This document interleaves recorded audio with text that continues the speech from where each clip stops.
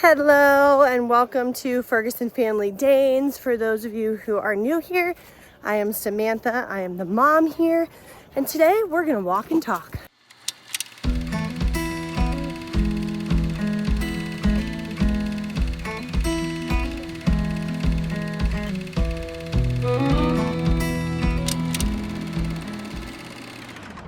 So each morning, we try to every morning to get the dogs out on a walk. So with me this morning is Winnie and Daisy, and then Reese is in the woods back there. I don't know if you can see him. And then this is Brownie. And Tanner's with us somewhere too. But anyway, I have 5 dogs out on the walk with me this morning. Here comes Reese. Reese is a returned puppy. His owner had some health issues, so he has been with us for since September, and is looking for his home. So I'm not sure why God is allowing us to keep him, but he's here and he's doing well. He's running, loving it. Tanner is really pretty.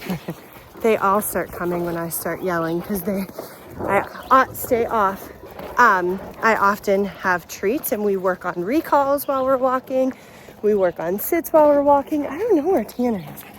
Tanner must have went back to the house, which is fine. And it's nice off. We work on staying off. So anyway, that's what we're doing this morning, is going for a walk. I am postpartum, excuse me, and I'm getting in my exercise, getting back into moving my body more. So I'm going to walk pretty quickly. So I may have to stop, and we have hills too. So I wish Tanner was with us. She is not my favorite. I don't have favorites, but she is gorgeous. She's a black tan point. So hopefully I can show her to you before the end of the video. So anyway, we have some hills that I'm going to be going up and down on. So if I'm out of breath, I'm so sorry. But I thought it would be good to walk and talk and address some things that are going on in the Dane world right now. I was going to put my makeup on and look pretty for you and sit down and do it. And y'all, it's just busy. So I'm killing 2 birds with 1 stone, filming a YouTube video while I'm taking the dogs for a walk. So you'll just have to excuse my unprofessionalism of my YouTubery and deal with it. So for those of you who don't know, which many of you probably don't, but there has been a big upset in the Dane world. I'm going to take this video in a direction that's probably not what you expected in a situation like this. But as for me and my house, we will serve the Lord, and I always try to discern situations that happen through a lens that God wants me to see them. And I fail at that horribly sometimes, but I do try my very best to do that. So I don't really have like a outline of my thoughts. I'm just going to say what I've been praying through and what I feel like God has kind of showed me through this situation so far. It just came out yesterday. So by the time this video comes out, it'll probably be a week or 2 old. So my thoughts may change. I'm always open to where God is leading, and admit if I'm wrong and my thoughts are off in certain circumstances. But the truth is truth, regardless of what my feelings are. So I don't think that some things are going to change. But anyway, I just wanted to preface that. So there is a breeder, and I'm not even going to say the name. If you want to go look it up, go look it up. But the reason that I'm not going to say the name is because the first thing that I'm going to address is the name and blame game, or name and shame game. I'm not going to do that. Okay. I'm not going to do that because, first of all, it can be somewhat gossip. Second, I am not going to slander other people. That is not my position as a Christian. And quite frankly, it's juvenile and childish to do that, to name and shame people. It's just, it's juvenile. It's not right. And I think that there is a time to call people out, but there's an appropriate way to do it. Biblically speaking, Matthew chapter 18, and I teach my children this, in that if you have a problem with your brother, you go and talk to them one-on-one. If they do not receive that and they have a hardened heart, you take 2 or 3 witnesses with you and address them with a couple people that agree with you. And again, you're approaching them out of a love and concern for them. If that doesn't work, then you take them to the church, and the church is supposed to address this person's sin and address this person and try to get them back on track, again, out of a position of love for others. And if that doesn't work, then if that person refuses to acknowledge their sin, turn from their ways, then you treat them as a pagan. And what that means is you still love them, you still pray for them, but you keep them at a distance. There is boundaries. Maybe, personally, it could be you no longer allow them in your home. Maybe you used to invite them over to your home and some issues have come up and you've addressed them. They're not changing. Well, now we just have this boundary that you're not going to be invited over into our home. So that would be some practical applications of how that would be applied. So in this situation, the offender at hand, come on, let's turn around. Good girl. So I'm just not, like I said, go look it up, whatever, if you want more details.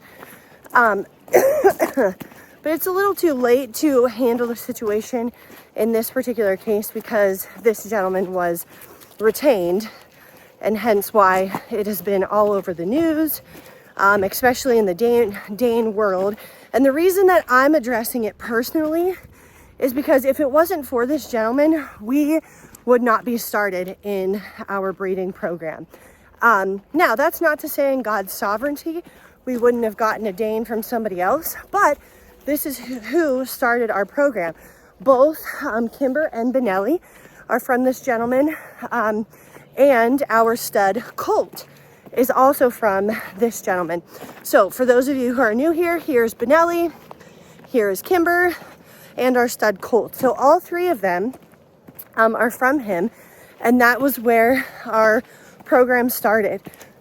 So that's why I'm addressing it personally, because it affects our program. No, it doesn't affect our program, and I'm going to tell you why in a second. But because I am somewhat affiliated with him, my name is attempting to be slandered too in our program. So even though our roots have started from him, the fruit is not his, it's mine. The fruit of our business is my business. It's my dogs that I'm caring for now. It's my customers that I'm attempting to serve in the best way I can and provide the best Danes possible. And there's basically what's happening is other breeders are name and shame. They're literally calling out other breeders. Name them and shame them. Okay, this is not moral. It made me think yesterday, we have this series of books that I read with the children. They're called Brave books. Go read them up there. Absolutely amazing. And they deal with cultural issues that we're dealing with today. Something, name, and the raft of shame. So basically, there's this character in the book that is making fun of this other character. And so the main character, I'm going to have to name some animals. Okay, so there's a swan, a hippo, then this other random person, and this wolf who has an eye patch. He's disabled, right? So this animal calls out the wolf and is making fun of him. So then the swan's like, throw them on the wrath of shame. So everyone's like, yeah, this guy's being mean, to the handicapped wolf. So they're like, shame him, throw him on the wrath of shame. So everybody's in agreement, but then every little thing that another animal in the city says that is rude or makes fun of or whatever, they throw them all on this wrath of shame. So basically what we're doing is we're calling this animal out for making fun of the wolf, but then we're throwing them on the wrath of shame and calling them names. We're just as bad as they are. We as Christians should live above that kind of reproach, above that type of hypocrisy. And even though if somebody does something, now that case, that was just being mean and making fun of someone. In this particular case, somebody needs called out, okay? If somebody is abusing animals and not taking care of them and all of those things, they absolutely need called out. That's my stance. They need called out. They need their dogs removed. There needs to be consequences. However, if we're shaming, we're just as bad as the people, not as bad as abusing dogs. I'm not saying that. But if we cannot show grace to someone while applying consequences, mind you, I'm not saying that this guy should be off scot-free, but what I am saying is that when we do that, it's juvenile and it shows how ungodly we are in giving people mercy and grace. And that's not the type of person I want to be. And that's not the person that I am. So if you have a problem with that, go get a Dane from somebody else, because I'm not your breeder. I'm absolutely not your breeder. Go find somebody else that you are more comfortable with. So my dogs are getting a little bit off here. That's the first thing. And then, like I said, it affects us directly because our name is so connected to this offender. Okay, so all these breeders are calling out the ones like myself that have had any correspondence with this breeder that was arrested. And not just me, lots of other breeders. But here's the thing. Why would any breeder purposely associate themselves if they knew, in fact, that that is the kind of treatment that was going on to these dogs? Nobody in their right mind would do that. Okay? We as breeders do not go into each other. We're literally all over the United States. We don't go into each other's homes. We don't see what's going on behind closed doors. Now, I will say, for me personally, and I can't speak for the other breeders that have done, or associated with themselves or got a dog from this gentleman or whatever. But for me, when we first got Benelli and Kimber, we weren't really doing it to breed. It was an idea to support our daughter who was looking into canine therapy at the time. But breeding, I didn't purchase the girls to specifically breed them. It wasn't until 2 years later that we decided, let's go ahead and give this a try, get them health tested. If they pass their health test, let's see if we enjoy it. So that's kind of why we got them originally. So it wasn't even to breed. I wasn't thinking about colors or pedigree or lines or anything like that. So that just wasn't on my mind when we got them. I didn't see any red flags at first. It wasn't until when we started breeding our girls that some red flags started popping up. One, the demeanor kind of changed. It kind of went from this nice gentleman, very helpful, answered all my questions, to kind of demanding. We wanted to breed our girls and we used his studs. And he just was very demanding. And then what started happening was some of the things that he was saying wasn't matching up. It was like, well, you said this, but now you said that, and that's not making sense. And so kind of some things like that. And then I started asking some other breeders, like, hey, would you do this? Or what do you think about that? And several of the other ones were like, oh, that seems sketchy, or that doesn't seem right. So some red flags started happening. And then at that point, it was like, I think I might distance myself, but not entirely. I kept in contact every once in a while. Ironically, I literally just asked this gentleman a breeding question, I think the day that he was arrested, like several hours before it hit the news, which I didn't find out until the next morning. But anyway, I didn't completely discredit him. It was just like, I'm not going to pair our girls with any of his studs, or I'm not going to get another stud from him. Also, when we got our boy Colt, and here's some videos and pictures, seemed very malnourished. Okay, he was very skinny. Poor Michaela went and picked him up, or I think they met him halfway. And Colt had tons of diarrhea, pooped all over the place, was very, very skinny, was not in good shape. So then that was another red flag, like, So basically, I mean, it's been going on 6 years now. So we've just slowly distanced ourselves. So again, I knew that there were some things off. Oh, and then one more thing, when we went to pick up our girls from being bred with his studs, his house, we went to the house to pick them up, did not look like the pictures.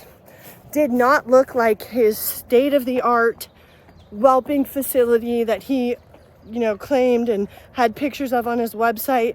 And in fact, I could see it, but I was like, it's been not kept up. It's not what those pictures are. So then that was kind of another thing that I was like, I don't know about this. So anyway, we had gone to his house, but we didn't go in his house. We didn't go in his facilities. We literally drove up to the parking lot outside the house, got our girls, and drove home. So we didn't visit. We didn't go inside. Like I said, it was just, this doesn't really look as nice as the pictures. And then that was it. So not everything is how it seems and is portrayed online, which is going to bring me to my next point. It's probably going to step on some toes. So we have to, and again, I am not, let me make this very, very clear. I am not defending this man. Absolutely 100% not defending him. So try not to twist my words. Try to get the meaning behind what I'm saying. I have been arrested for child abuse, okay? And if you want to see my testimony, go to my Joyfully Present Motherhood coaching page, and I give my testimony and shared what happened, all of that. But what I'm saying is anybody can take a bunch of snapshot pictures and make a highlight film, right? Or make something seem really, really good when it's actually not good, right? And in this case, that's what that is what happened. In the opposite, though, can be true as well. You can take a bunch of snapshots of hard moments, or maybe it's looked at wrong. I don't know if you've ever seen this picture of this lion. Actually, I'll find it and put it up right here. From this angle, it looks like this mother is cutting or eating her cub's head off. But if you switch the angle, look, she's carrying him. She's probably caring for her cub. So depending on the perspective, whether the highlight reel on this side or the demoralizing reel over here, highlight or bad reel, whatever, online, news people, whoever can paint a picture of you that is very, very wrong, whether good or bad. And that is exactly what happened to me. You took the CYS people and everybody, the leftist governor took the facts, right, of the things that I had done, those snapshots, and twisted them to make them look evil. I would never, if you've been around me at all, you know how much I love our children. I love our children. Do I have moments where I'm like, you're driving me crazy? Absolutely. But I love my children. I would never do anything to purposefully hurt them or injure them in any way. So, but that's how I was portrayed. So when all of these articles were coming out, there was footage. I cannot deny the facts that I saw of how, and again, go look it up for yourself if you want, the facts and the pictures of just trash that these dogs were staying in. So again, I'm not defending him, but what I am saying is that We have to be able to discern and read between the lines. I don't know what this gentleman was going through personally, and it's not an excuse, but basically the problem that I have with this, Jesus, speak through me, is that we dehumanize people. We dehumanize them in whatever it is. Hey, Tanner, comic relief or beauty relief, whatever, there she is. She's so pretty. We dehumanize people.